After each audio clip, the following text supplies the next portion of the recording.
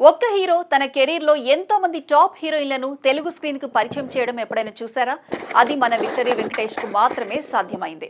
ఖుష్బూ నుండి కత్రినా కైఫ్ వరకు, నయనతార నుండి దివ్య భారతి వరకు ఈ లిస్టు చూస్తే మీకే అర్థమవుతుంది ఇదేందయ్యా ఇంత పెద్ద లిస్ట్ అని. దగ్గుబాటి వెంకటేష్ 1986 నుండి ఇప్పటి వరకు 37 ఏళ్లకు పైగా తెలుగు సినిమాకు సేవ చేస్తున్న అగ్ర హీరో. నిర్మాత రామానాయుడు అబ్బాయి, సుప్రసిద్ధ నిర్మాత సురేష్ బాబు తమ్ముడు.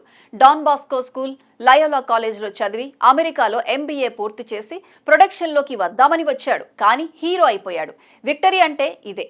ఆయన మొత్తం 70కి పైగా సినిమాల్లో నటించారు. 6 ఫిల్మ్ఫేర్ అవార్డులు, 5 నంది అవార్డులు సాధించారు.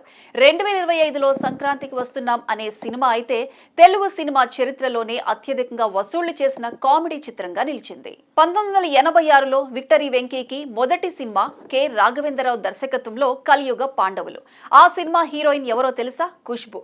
ఇద్దరికీ అది డెబ్యూ సినిమానే. సినిమా సూపర్ హిట్ అయింది. వెంకీకి నంది స్పెషల్ జ్యూరీ అవార్డు కూడా వచ్చింది. ఖుష్బూ తెలుగులో ఒక్కో అడుగు వేసి తమిళ సినిమాలో కూడా తనకంటూ ప్రత్యేక స్థానం సంపాదించుకుంది. ఆ తర్వాత రాజకీయాల్లో కూడా వెళ్లి ఈ స్థాయికి ఎదిగారు. ఇక 1990లో బొబ్బిలి రాజా ఈ సినిమా బాక్సాఫీస్ రికార్డులే బద్దలు కొట్టింది. ఈ సినిమా ద్వారా వెంకీ తెలుగు తెరకు పరిచయం చేసిన హీరోయిన్ దివ్య భారతి. ఒక్క చూపులో అందరినీ ఆకట్టుకున్న ఆ అమ్మాయి తర్వాత పాన్ ఇండియా స్టార్ అయింది. రంగీలా, షోలే, విశ్వాత్మ లాంటి మెగా హిట్లతో హిందీలో కూడా సత్తా చాటింది. దురదృష్టవశాత్తు ఆమె చాలా చిన్న వయసులోనే 1993లో మరణించింది. భారతీయ సినిమా పోగొట్టుకున్న అతి పెద్ద టాలెంట్స్ లో ఆమె ఒకరు. ఇక 1991లో వెంకటేష్ హీరోగా వచ్చిన కూలీ నెంబర్ 1 సినిమాతో టబు తెలుగు సినిమాలో అడుగుపెట్టింది.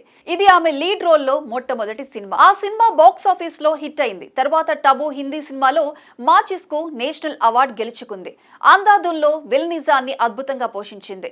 బూల్ బులయా 2లో మళ్లీ మెరిసింది. ఇక 2020లో అలా వైకుంఠపురంలో అల్లు అర్జున్ తల్లిగా వచ్చి Filmfare best supporting actress award కూడా కొట్టేసింది. 1997లో వెంకటేష్ హీరోగా సాహస వీరుడు సాగర్ కన్య అనే సినిమా వచ్చింది. ఆ సినిమా ద్వారా శిల్పా శెట్టి తెలుగు తెరకు పరిచయం అయింది. దడకన్, బాజీతో హిందీలో పేరు సంపాదించింది. టీవీ రియాలిటీ షోల్లో, బిజినెస్ వెంచర్స్ లో కూడా విజయవంతంగా ఉంది శిల్పా శెట్టి. మరో 2 హిందీ స్టార్లు వెంకీ ద్వారానే తెలుగుకు వచ్చారు. ప్రేమంటే ఇదేరా సినిమా ద్వారా ప్రీతి జింటా తెలుగు తెరపై కనిపించింది. తర్వాత దిల్ సే, కహో నా ప్యార్ హై, క్రికెట్, IPL టీం అని ఇంత పెద్ద కెరీర్ బిల్డ్ చేసుకుంది. సీను సినిమా ద్వారా ట్వింకిల్ కన్నా తెలుగుకు పరిచయం అయింది. తర్వాత ఆమె బాలీవుడ్ లో అక్షయ్ కుమార్ ను పెళ్లి చేసుకుని నటన వదిలేసి రైటర్ గా, ప్రొడ్యూసర్ గా ఆసక్తికరమైన జీవితం గడుపుతున్నారు. నువ్వు నాకు నచ్చో సినిమా ద్వారా వెంకీ ఆర్తి అగర్వాల్ ను తెలుగు అభిమానులకు పరిచయం చేశాడు. ఆమె తర్వాత తెలుగు, హిందీ రెండింటిలోనూ హీరోయిన్ గా చేసింది. ఇక 2004లో మల్లీశ్వరి సినిమా. ఇది కె విజయభాస్కర్ దర్శకత్వంలో త్రివిక్రమ్ సంభాషణతో వచ్చిన మెగా హిట్. ఈ సినిమా ద్వారా కత్రినా కైఫ్ తెలుగు సినిమాలోకి వచ్చింది. ఆమెకు అప్పట్లో దక్షిణ భారత సినిమా చరిత్రలోనే అత్యధిక పారితోషికం 70 లక్షలు. ఆ తర్వాత కత్రినా బాలీవుడ్ అగ్ర హీరోయిన్ గా ఎదిగింది. దబంగ్, టైగర్ జిందా హై, టైగర్ 3 ఒక్కో బ్లాక్ బస్టర్, ఒక్కో ఆణిముత్యం. ఇక ఈ లిస్ట్ లో అత్యంత పెద్ద పేరు చెప్పాలంటే నయనతార.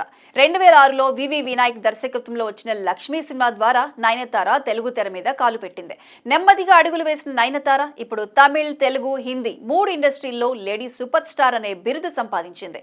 షారుఖ్ ఖాన్ తో జవాన్ లో చేసింది. ఇక 2017లో వెంకటేష్ కు నేషనల్ అవార్డు స్థాయి గుర్తింపు తెచ్చిన సినిమా గురు. ఆ సినిమా ద్వారా రితికా సింగ్ తెలుగుకు పరిచయం అయింది. ఆ సినిమా వెంకటేష్ కు ఫిల్మ్ఫేర్ క్రిటిక్స్ అవార్డు కూడా తెచ్చిపెట్టింది. ఇదండి అసలు విషయం. ఖుష్బూ, దివ్య భారతి, టబు, శిల్పా శెట్టి, ప్రీతి జింటా, ట్వింకిల్ కన్నా, ఆర్తి అగర్వాల్, కత్రినా కైఫ్, నయనతార, రితికా సింగ్ ఇంతమంది స్టార్ హీరోయిన్లను వెంకీ చేయి పట్టుకుని తెలుగు తెరపైకి వచ్చారు. ఒక్కో హీరోయిన్ తర్వాత వాళ్ళ ఇండస్ట్రీలో పెద్ద స్థానం సంపాదించుకున్నారంటే అది కోఇన్సిడెన్స్ కాదు. వెంకీ క్యారెక్టర్ మీద ఉన్న ట్రస్ట్ అది. ఆయన ఇప్పటికీ 64 ఏళ్ల వయసులో సంక్రాంతికి వస్తున్నాం లాంటి మెగా హిట్లు ఇస్తున్నారు. ఇది చాలదా వెంకీని విక్టరీ వెంకటేష్ అని ఎందుకు పిలుచుకుంటారో అర్థం కావడానికి?